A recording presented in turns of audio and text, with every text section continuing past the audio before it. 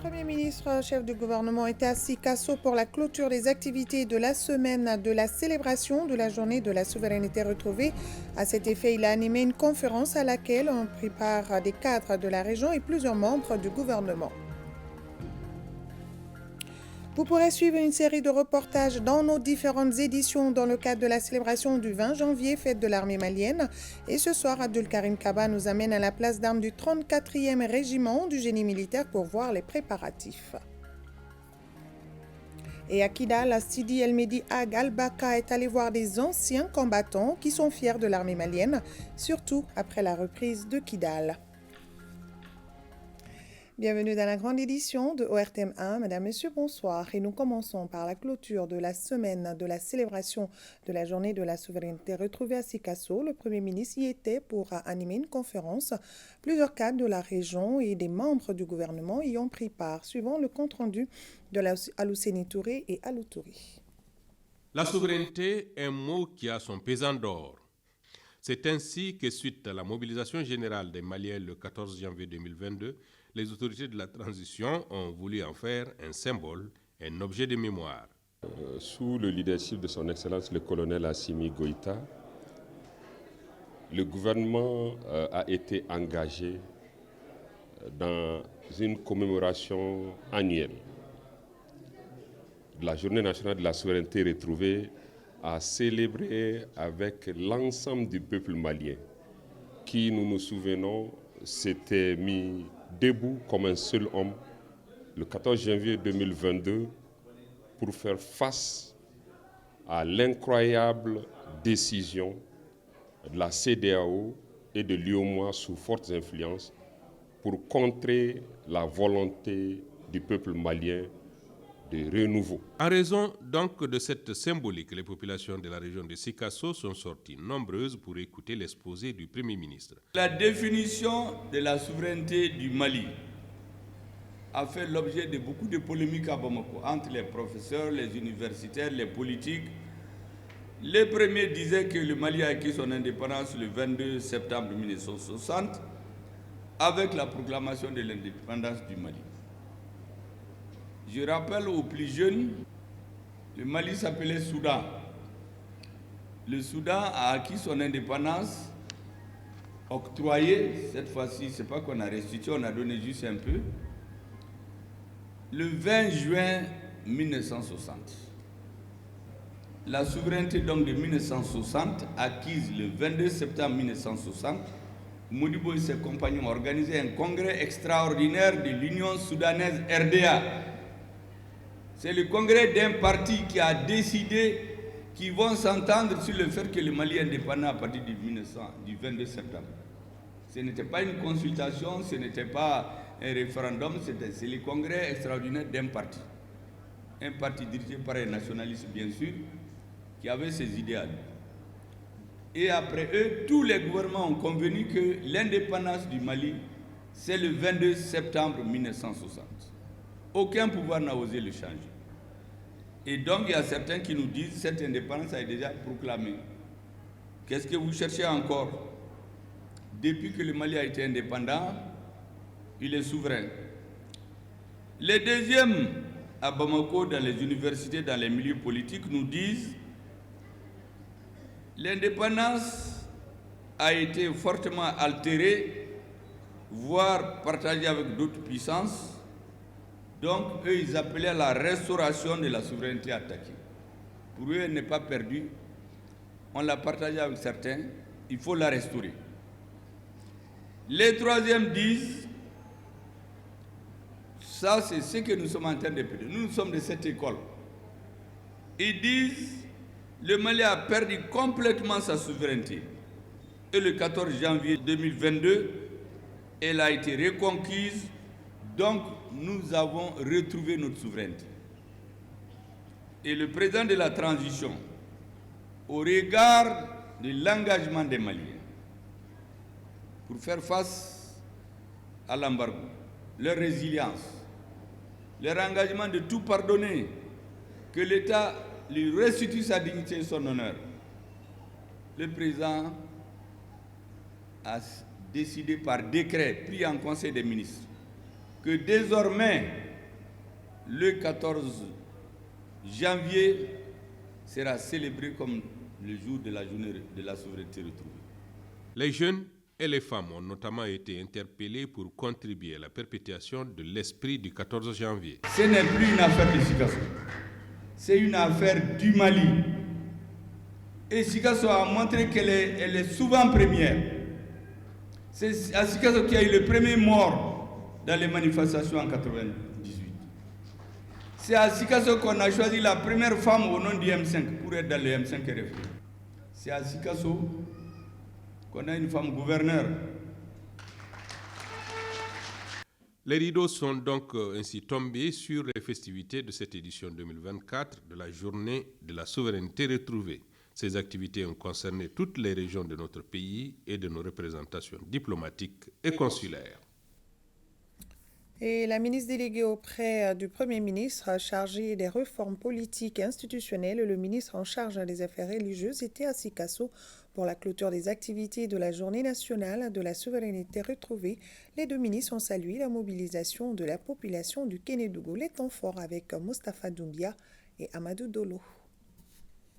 C'est une forte mobilisation de la population du Kénédougou pour la clôture des activités de la Journée nationale de la souveraineté retrouvée.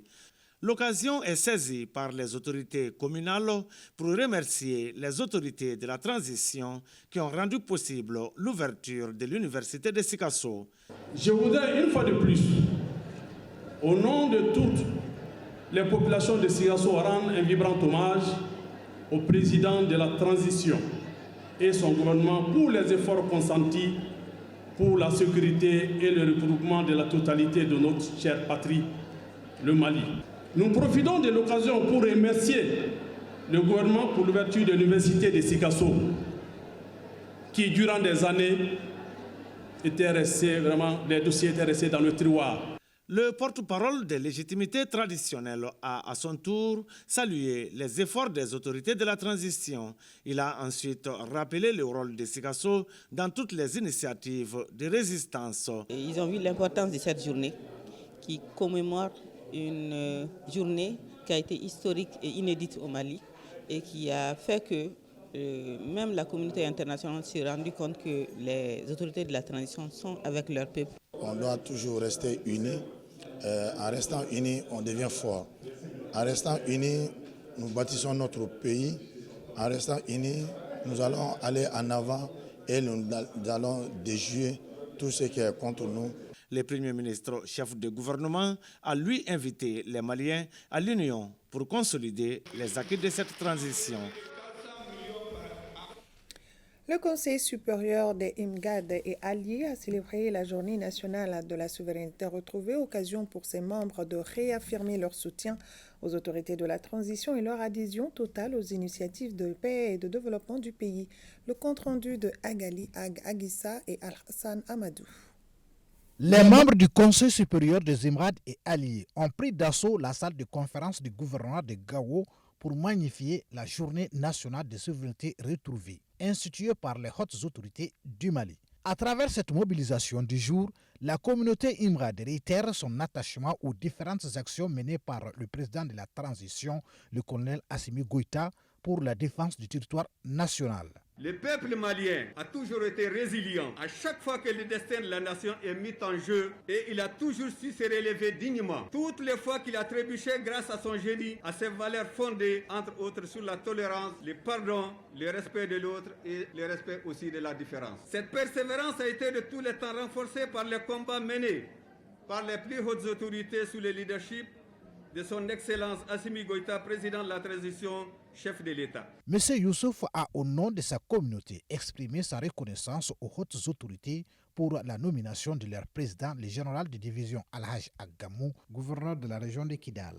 Plusieurs activités ont été menées et sans être exhaustif, on peut citer un appui alimentaire et des kits scolaires aux populations déplacées des régions de Gao, Menaka et Agalhok en 2022 et 2023. Mobilisation de toutes les populations pour le vote en faveur du oui du projet de la nouvelle constitution à Gao, Menaka Ansango et Bamako. Je profite de l'occasion pour vous informer de l'initiative du président de la transition d'organiser un dialogue intermalien de paix et de réconciliation nationale et de demander votre adhésion et vos bénédictions. La réussite de cette initiative nécessite une mobilisation générale avec la participation de chacun et de tous afin que nous puissions venir à bout des fléaux constituant de gros obstacles aux actions de développement dans les régions du Nord. Quant au maire de la commune urbaine de Gao, Boubacar Daka Traoré, et les représentants des autres communautés de la région présentes à la cérémonie, ils ont salué l'initiative du Conseil supérieur des Émirats et alliés avant de prôner l'union sacrée autour du Mali. À Kangaba, activité de la Journée nationale de la souveraineté retrouvée avec le mouvement patriotique pour la solidarité nationale Mali-Kano, envoyés spéciaux à Guibo Koulibaly et Mbarakou Maïga. Cette deuxième édition a été marquée sous la case sacrée du Mandé par des témoignages poignants à l'adresse de la transition et des femmes. Occasion pour le président du mouvement de rappeler que cette journée vise à renforcer le sentiment patriotique et à magnifier la souveraineté retrouvée du Mali. Kangaba aussi, c'est le chantre de l'histoire du Mali. Donc nous nous retrouvons autour de ce baobab-là pour pouvoir fixer ce jour. Notre pays vient de loin, on a été injustement, illégalement, illégitimement sanctionné par l'institution sous-régionale. Donc nous avons tenu nos responsabilités, nous avons montré notre capacité de résilience et notre population a suivi. Depuis les indépendances africaines dans les années 60, le Mali et la Guinée ont toujours cheminé ensemble pour la recherche de la paix. C'est ce qui justifie la présence d'une délégation guinéenne à cet événement historique. L'allure dans laquelle nous voyons aujourd'hui l'évolution de la transition malienne, moi j'espère que ça c'est un modèle pour l'Afrique. Et voir les structures de fonctionnement, c'est comme une nouvelle ère de développement pour l'Afrique. Et nous avons constaté aussi que le président Assimi Goïta est soutenu par sa population. Pour les autorités locales, cette souveraineté nationale repose désormais sur les trois principes définis par le président de la transition, le colonel Assimi Goïta, conformément à la vision du peuple malien. Nous avons organisé cette journée pour commémorer, c'est pour rappeler le sens des responsabilités de tout un Malien à comprendre la direction des autorités. La journée a été bouclée par un match amical entre les jeunes du village de Kenyégué. Également dans ce 20h, cette audience à la primature, le Premier ministre a reçu les organisateurs du festival Ogobanya qui se tiendra à partir du 22 janvier prochain. Le chef du gouvernement a également reçu des femmes des organisations politiques venues exprimer leur soutien à la transition. Les détails avec Alousseni Touré. Dans quelques jours se tiendra sur les berges du fleuve Niger le traditionnel festival Dogon dénommé Ogobanya. Les organisateurs ont estimé utile de faire le bilan des éditions passées et surtout de remercier les autorités pour leur soutien. Le thème cette année, c'est la contribution des institutions et des mécanismes endogènes dans la refondation de la gouvernance publique au Mali. Les femmes du M5 ont effectué une mission auprès de leurs sœurs de Sikasso. Elles sont donc venues rendre compte à leur président du résultat de la dite mission. Ça, c'est vraiment une satisfaction pour nous. On nous a bien accueillis. Surtout, on m'a remis une attestation de reconnaissance pour venir mettre ça au Premier ministre. Exercice similaire des femmes du MPR venues quant à elles réaffirmer leur soutien à la transition. L'année qui s'est achevée était pleine de challenges pour notre pays, qui a vu successivement le référendum constitutionnel, suivi de l'adoption de la nouvelle constitution, la création de l'AES avec les pays frères du Burkina Faso et du Niger, la libération de Kidal, entre autres. Les femmes du MPR réitèrent leur soutien à la transition et s'engagent pour une réussite. Le Premier ministre, après avoir écouté ses interlocuteurs, a fait sienne les déclarations à lui adressées avant de promettre que la transition n'oubliera personne et travaille ardemment à répondre aux principales demandes du peuple. Maintenant que le feu est éteint, il faut ouvrir la porte. Tous les Maliens qui sont d'accord avec les trois principes qu'on a écrits dans notre Constitution nous Bafekananga Barakenyon fait, on leur ouvre la porte. N'écartez personne, mais qu'ils comprennent les tricheries d'avant, les double jeux, les tromperies là, on n'est plus dans ça. Celui qui vient dans ça, on ne va pas le suivre. Si c'est un chef, on va lui dire la vérité. Je voudrais donc vous dire merci beaucoup. Madame la Présidente, ce que vous avez dit, je l'ai très bien entendu. Ce que les femmes m'ont dit, je l'ai très bien entendu. Et soyez sûrs que tout ce que nous souhaitons, c'est qu'à la fin de la transition, là, que vous puissiez vous dire vous-même, ces messieurs et ces femmes-là qui ont dirigé la transition, peut-être qu'ils n'ont pas tout réussi, mais ils ont fait tout ce qu'ils peuvent. Depuis son accession à la primature, le Premier ministre s'évertue toujours à faire un travail de restitution des efforts du gouvernement dans le dessein de faire adhérer les populations aux réformes entreprises et à venir. Les travaux de l'atelier de validation du projet du Code d'éthique et de déontologie du Parlement ont démarré ce matin. Reportage à Youssouf Diakiti. Le projet de code d'éthique et de déontologie est validé ici à la faveur de cet atelier par les membres du Conseil national de transition. Le code de déontologie définit des devoirs et obligations du parlementaire face aux citoyens. Ce devoir se traduit par la soumission du parlementaire à de nouvelles exigences d'exemplarité et de transparence. L'élaboration d'un code d'éthique et de déontologie pour le Parlement est une initiative communautaire. Elle est une prescription de la loi 2013-031 du 23 juillet 2013 portant approbation du Code de transparence dans la gestion des finances publiques qui elle-même procède de la transposition de la directive numéro 1 2009 Conseil des ministres de l'UEMOA.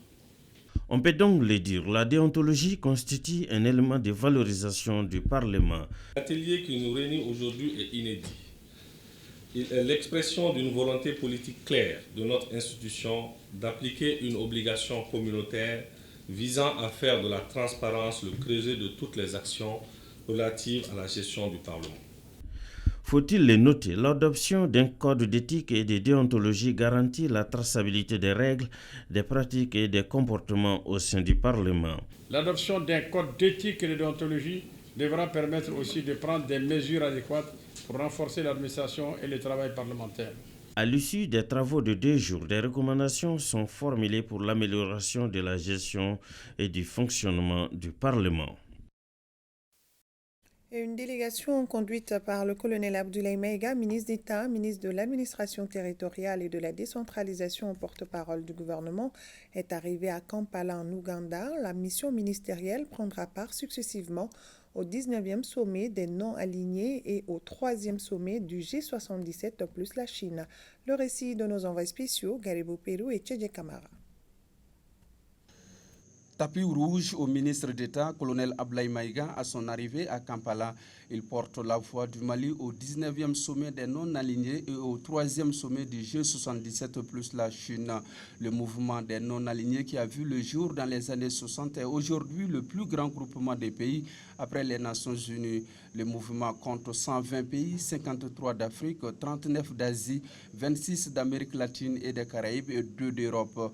Il comprend aussi la Palestine, 17 autres pays observateurs et 10 organisations observatrices.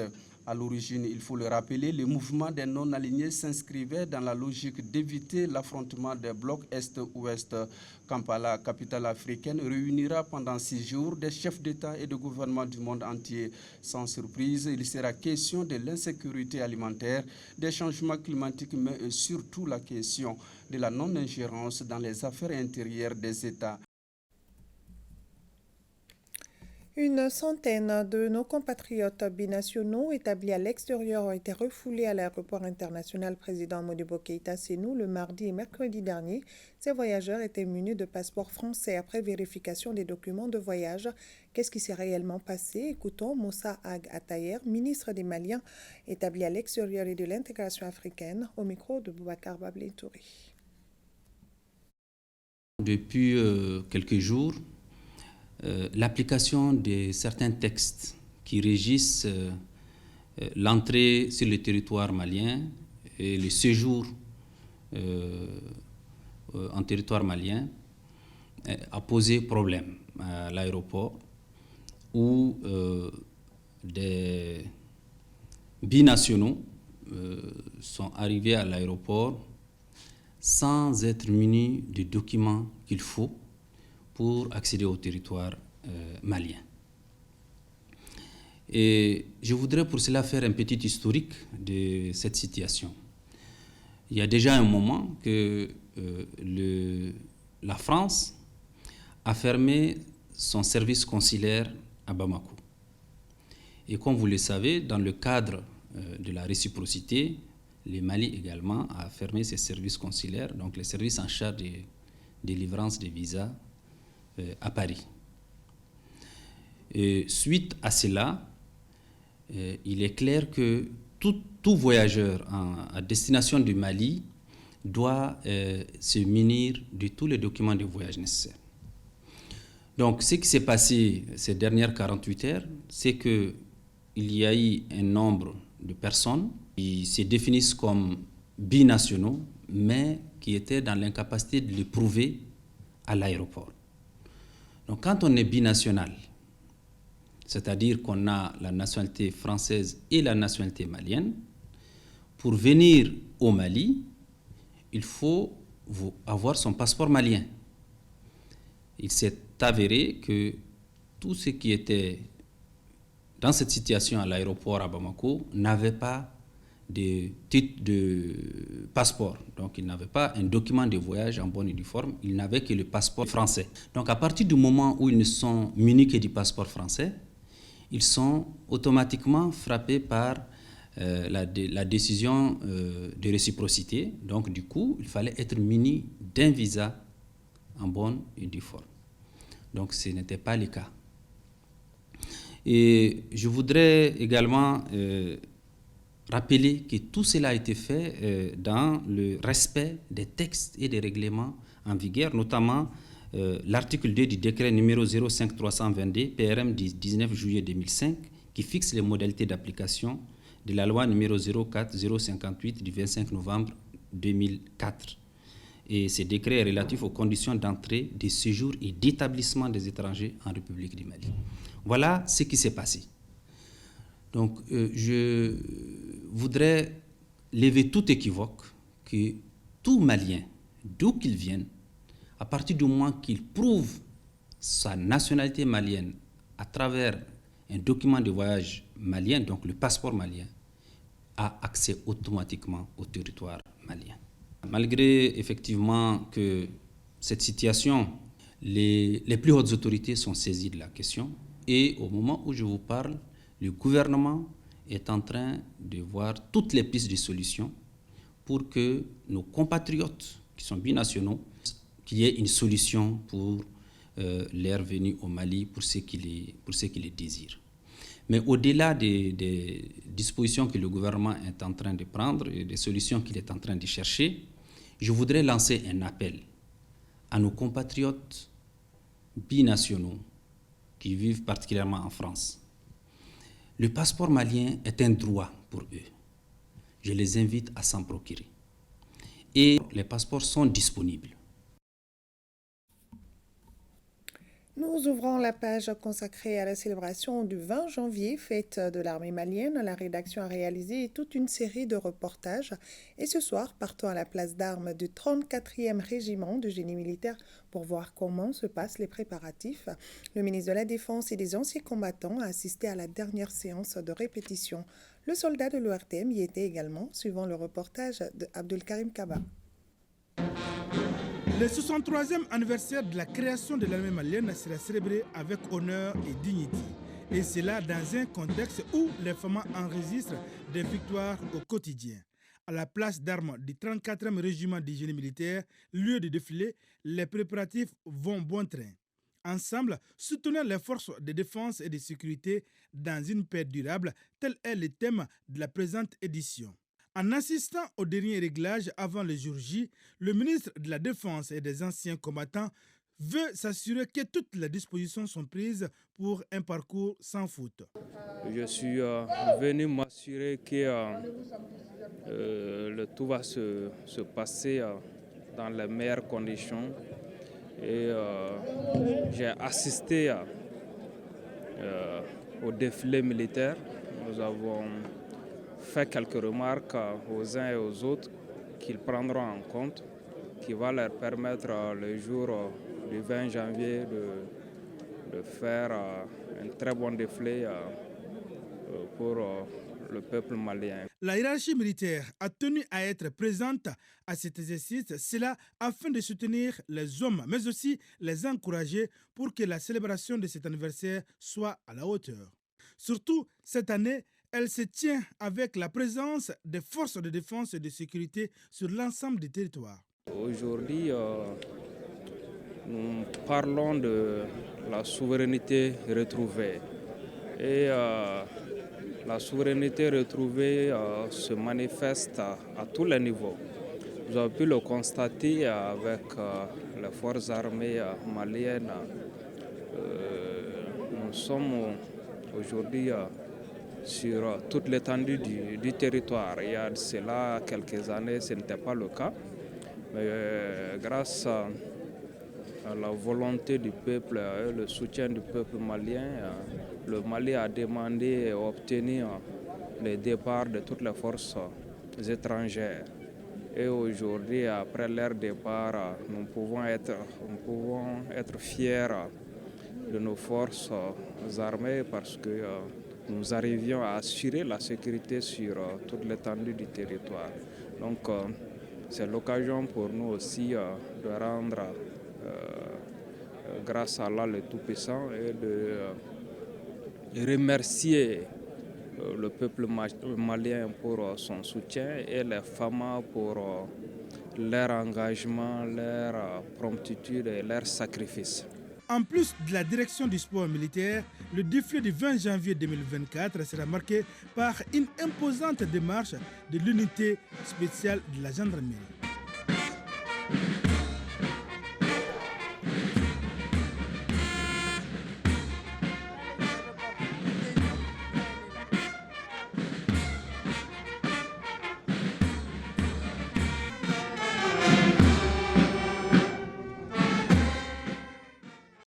Voilà, vivement le 20 janvier. Après la reprise de Kidal par les FAMA qui sont déterminés à faire du Mali un havre de paix, cette dynamique des autorités de la transition est saluée par les forces vives, surtout les anciens combattants de Kidal. Sidi El Mehdi Ag Al-Baka. Quand j'ai vu ce matin les hélicoptères sortir et rentrer dans une fraction de seconde, je suis tellement content que ce n'est pas petit. Beaucoup de choses ont changé. L'armée aujourd'hui a tous les moyens, toutes les capacités d'aller encore plus loin.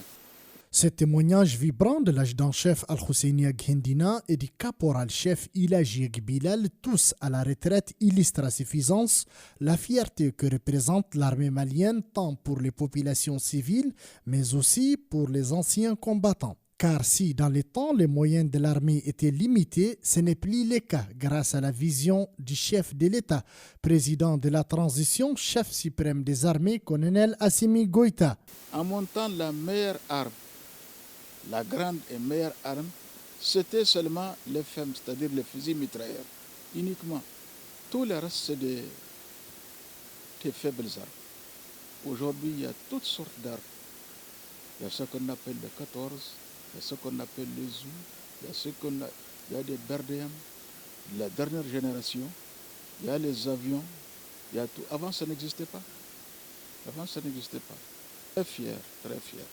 Parce que j'ai servi aussi dans ces camps à Kidal, le camp du général Somari.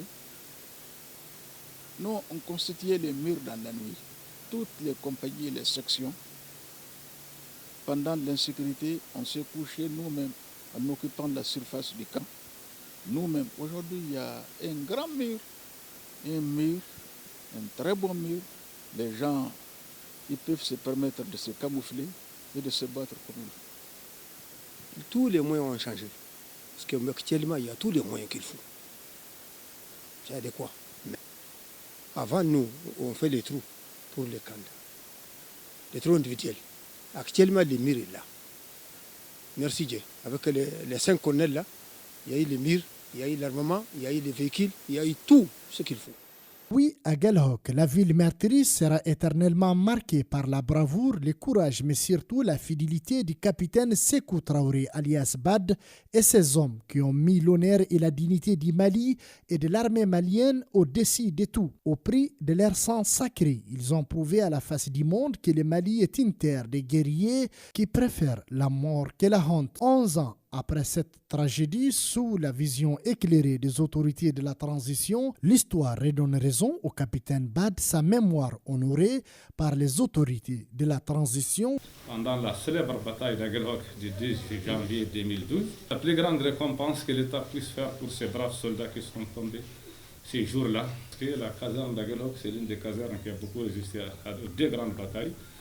Donc, il faut remercier cette initiative, il faut la saluer. Oui, à Guelhok, les FAMA ont lavé l'affront le mercredi 20 décembre 2023. Cette victoire est une étape importante dans le processus de reconquête du territoire national par l'armée malienne.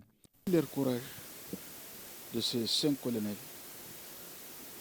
qui ont permis au Mali de couvrir sa souveraineté. Si on me dit de rentrer tout de suite, je vais prendre la tenue et retrouver.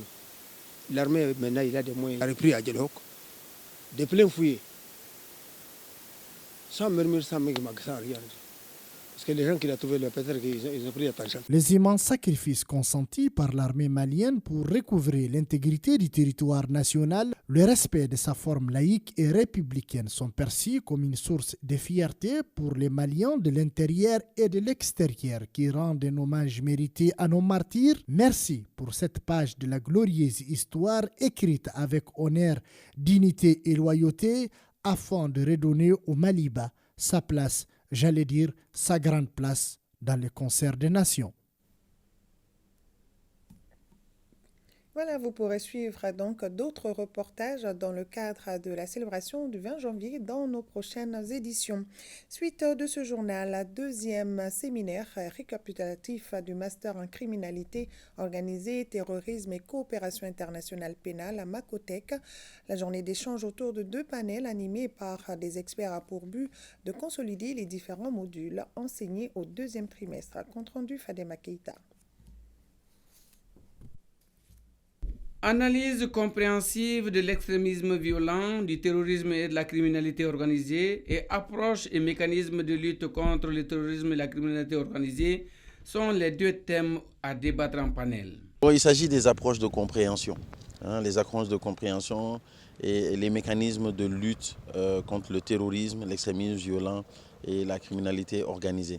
À ce stade, nous allons faire un peu le tour par rapport à l'état des lieux. L'état des lieux à ce stade aujourd'hui de notre pays, mais surtout de la nouvelle dynamique que nos autorités ont tracée par rapport à l'Alliance des États du Sahel. Le présent séminaire récapitulatif, 2e du genre, vise à nous rassurer de la compréhension des auditrices et auditeurs en mi-chemin de leur parcours académique.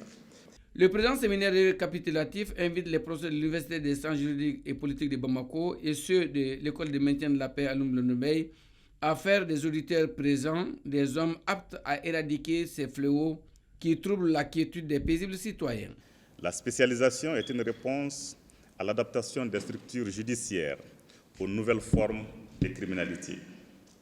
L'autorité judiciaire étant de plus en plus fréquemment saisie de procédures d'une grande complexité nécessitant l'apport de compétences spécialisées et diversifiées, il est apparu nécessaire de concentrer des moyens dans certaines juridictions afin de leur donner la possibilité de mener des investigations particulièrement approfondies.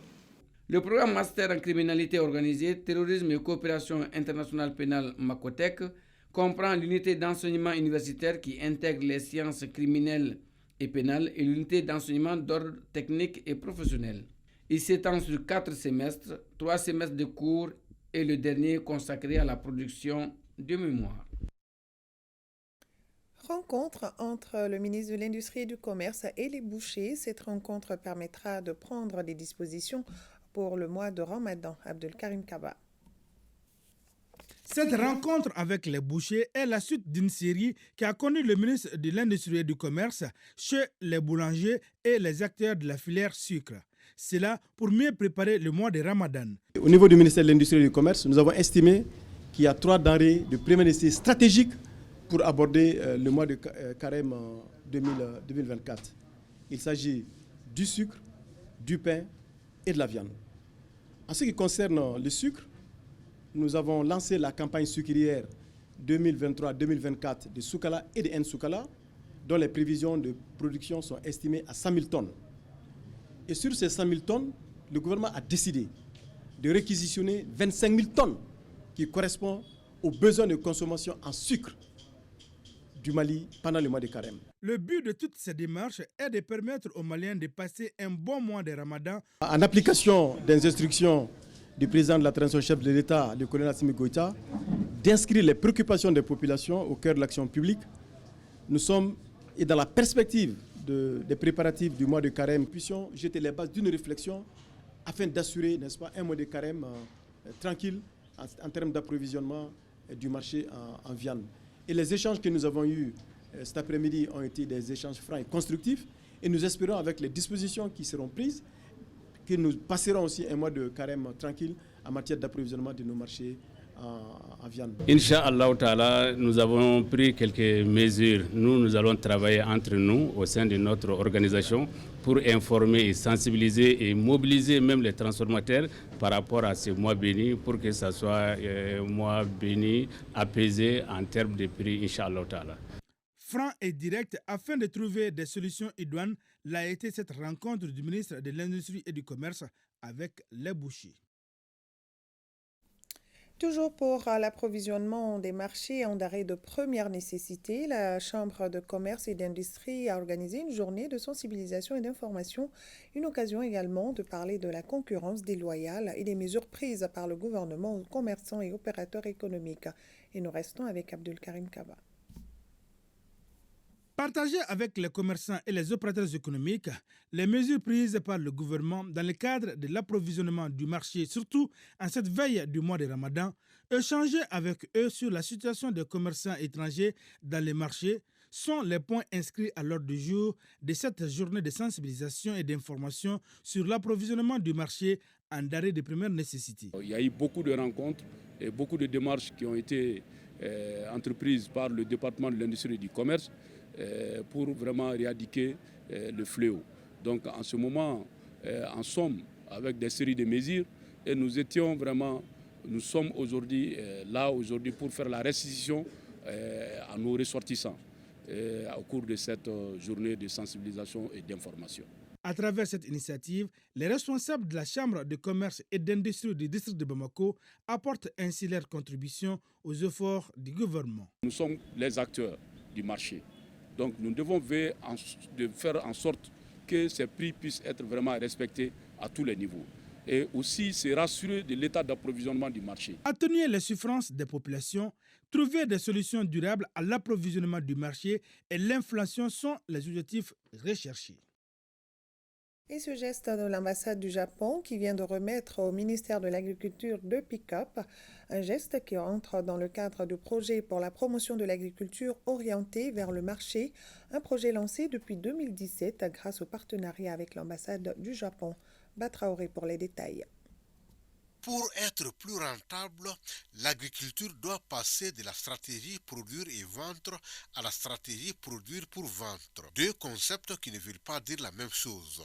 Le premier c'est faire sans connaissance du marché, alors que le second étudie le marché avant de produire. Et c'est cette stratégie que le ministère de l'Agriculture et son partenaire, l'ambassade du Japon, développent depuis 2017 à travers l'approche SHIP. La remise de 2 véhicules pick-up vise à consolider les acquis de ce projet dont le coût global est estimé à plus de 421 millions de francs CFA.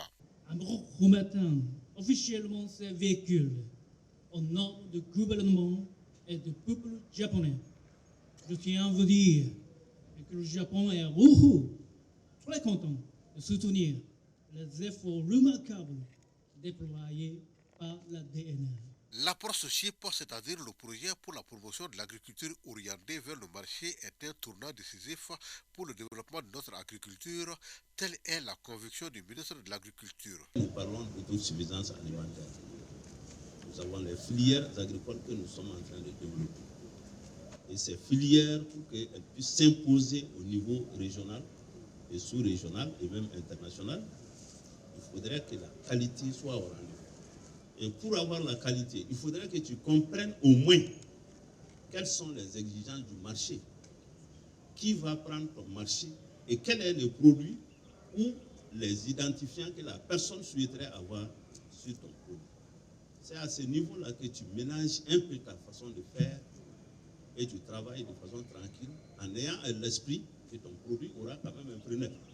Et le ministre de l'Agriculture de rassurer les partenaires que bon usage sera fait de ces matériels roulants. Hamadoun Ba a été reconduit à la tête du syndicat national des banques, assurances, établissements financiers, microfinances, entreprises pétrolières et commerces du Mali, SINABEF. C'était à la faveur du 5e congrès ordinaire du mouvement syndical. Plus de détails avec Boubacar Bablin Touré. À l'issue de ce 5e congrès ordinaire du syndicat national des banques, assurances, établissements financiers, microfinances, entreprises pétrolières et commerces du Mali, SINABEF, Hamadoun Ba rempile pour un second mandat à la tête d'un bureau de 51 membres.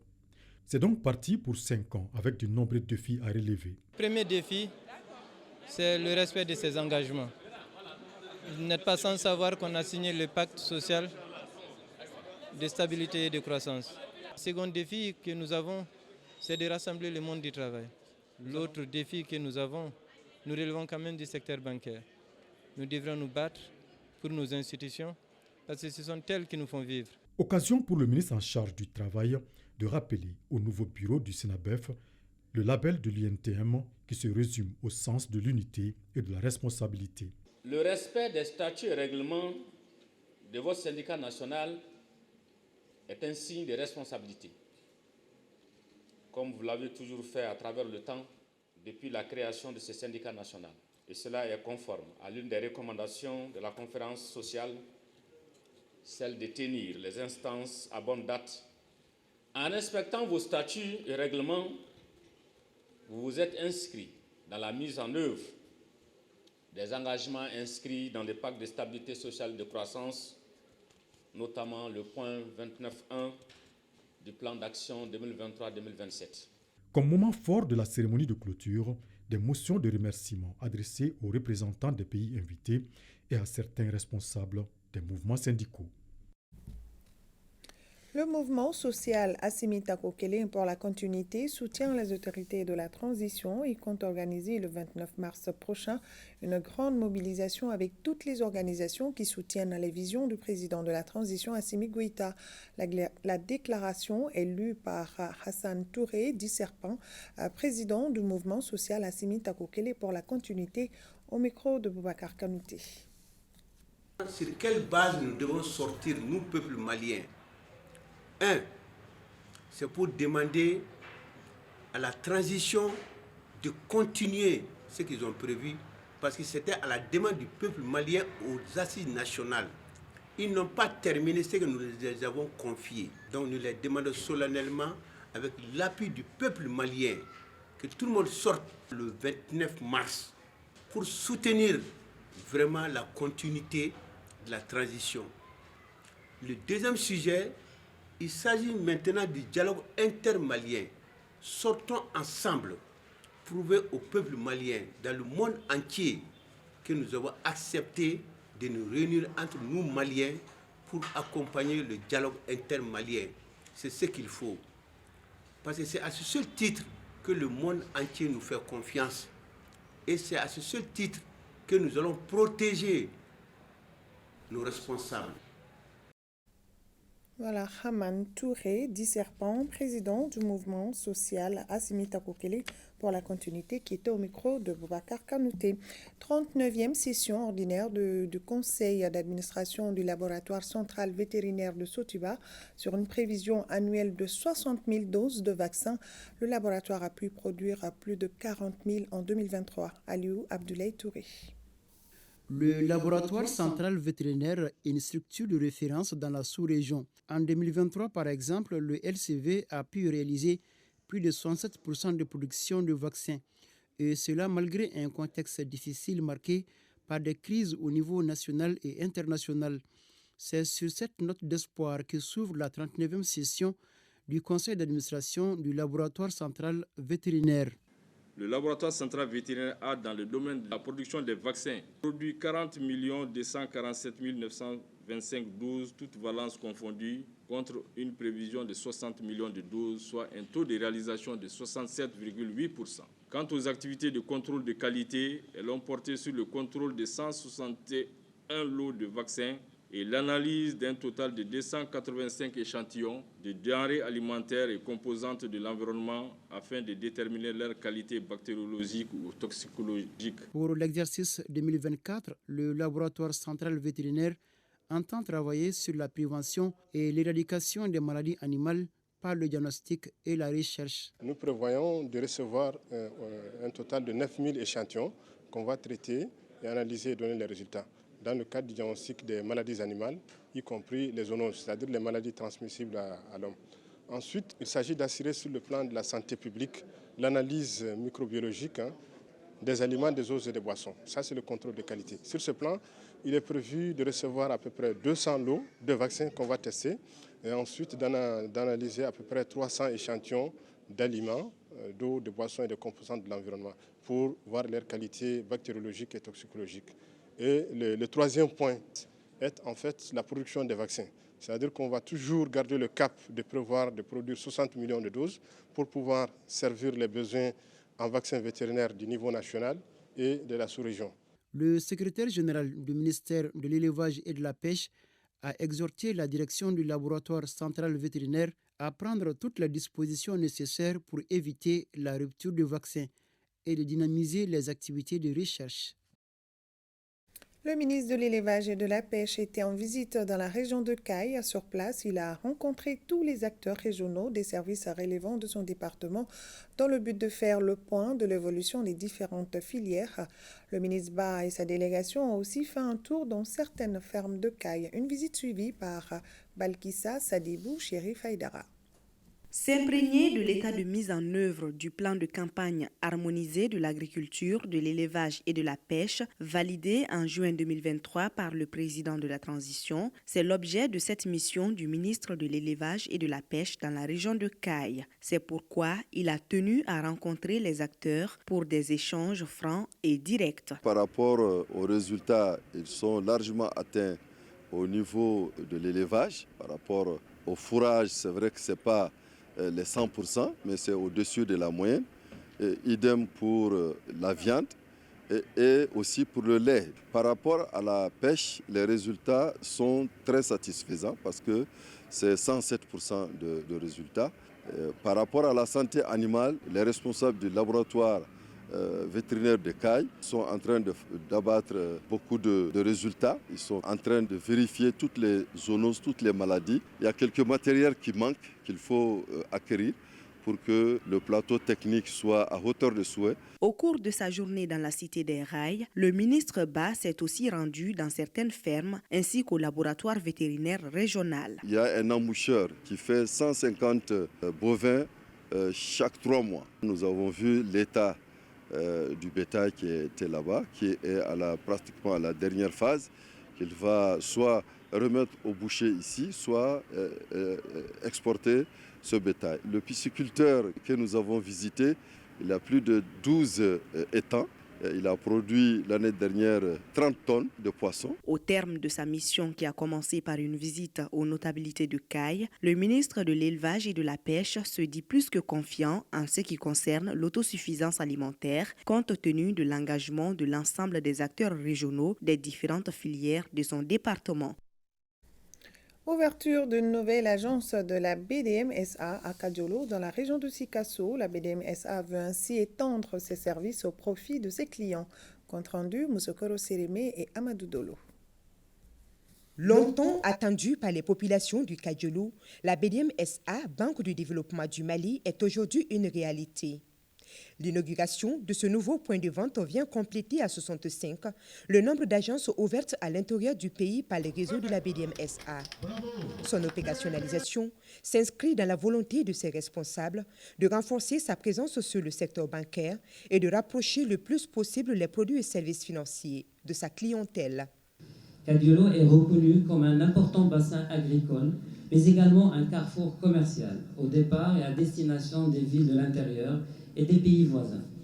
Ce dynamisme de l'économie locale ainsi que le développement économique à l'horizon mérite l'accompagnement de proximité des services bancaires. Cette agence est dotée d'équipements bancaires modernes. Elle sera l'outil idéal pour assurer le financement adéquat de nos activités productrices de revenus et pour lancer de nouvelles activités, notamment dans les domaines de l'import-export et même de l'industrie. Banque digitale, banque transactionnelle, services monétiques, prêts clientèle pour les commerciaux et les particuliers, c'est toute une gamme variée de produits et services que l'institution financière ambitionne d'offrir à la population du Folona afin de l'aider à développer ses affaires et à mieux sécuriser ses avoirs et ses revenus. Elle vient aussi pour réduire les distances concernant certains de nos clients qui jusqu'ici étaient obligés de se rendre soit à Sikasso, soit à Fourou pour effectuer des opérations bancaires. Parallèlement à l'extension géographique nationale, la BDM s'est aussi orientée vers l'international. Tout cela a contribué à faire de la BDM-SA pas seulement une institution bancaire nationale, mais surtout un groupe bancaire qui fait la fierté de tous les Maliens de l'intérieur, mais aussi de la diaspora. Présente au Mali depuis 1989 dans sa forme actuelle, la BDM-SA possède à ce jour l'un des plus vastes réseaux d'agences et de points de vente sur le territoire national. Bientôt, une maison du miel à Sibi. Elle sera animée par 72 anciens exploitants de charbon de bois qui décident de s'orienter vers l'apiculture et l'exploitation du miel. Retour de Sibi, Batraoré et Aboukoni.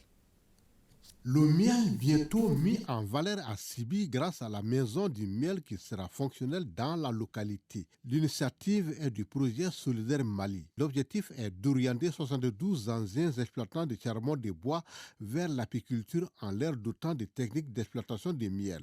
Le projet et les membres de la future coopérative des exploitants de miel se donnent 2 jours d'échange pour jeter les bases de leur collaboration. C'est un projet qui vient pour contribuer activement à la stratégie nationale de résilience, d'atténuation et d'adaptation des populations au choc des changements climatiques.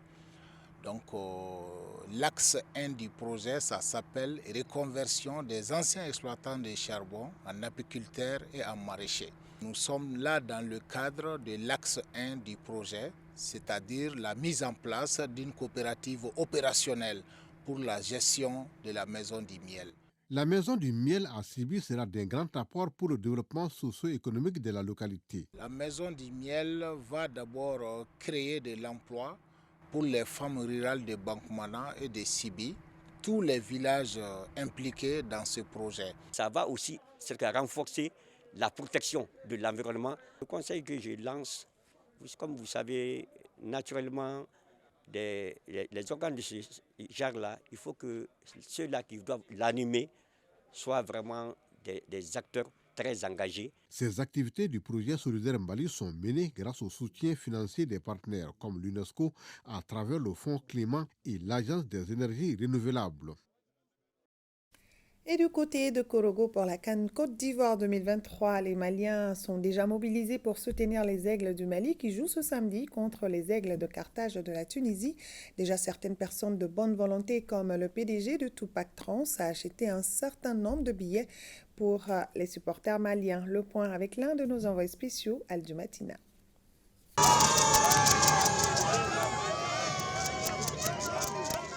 Le stade Amadou Gon Coulibaly de Korogo lors du match Mali-Afrique du Sud était absolument acquis à la cause des Aigles. La forte communauté malienne vivant dans la cité de Poro et bien d'autres supporters venus divers horizons ont soutenu du début jusqu'à la fin de la rencontre les Aigles pour la victoire. Ainsi, à 48 heures de la deuxième sortie de l'équipe nationale contre la Tunisie, un match très important pour la suite de la Coupe d'Afrique, la mobilisation a déjà commencé. Les Maliens, qu'ils soient personnes ressources, opérateurs économiques, ne comptent pas rester en marge de l'action patriotique. Les aigles du Mali ont besoin d'un encouragement du peuple malien.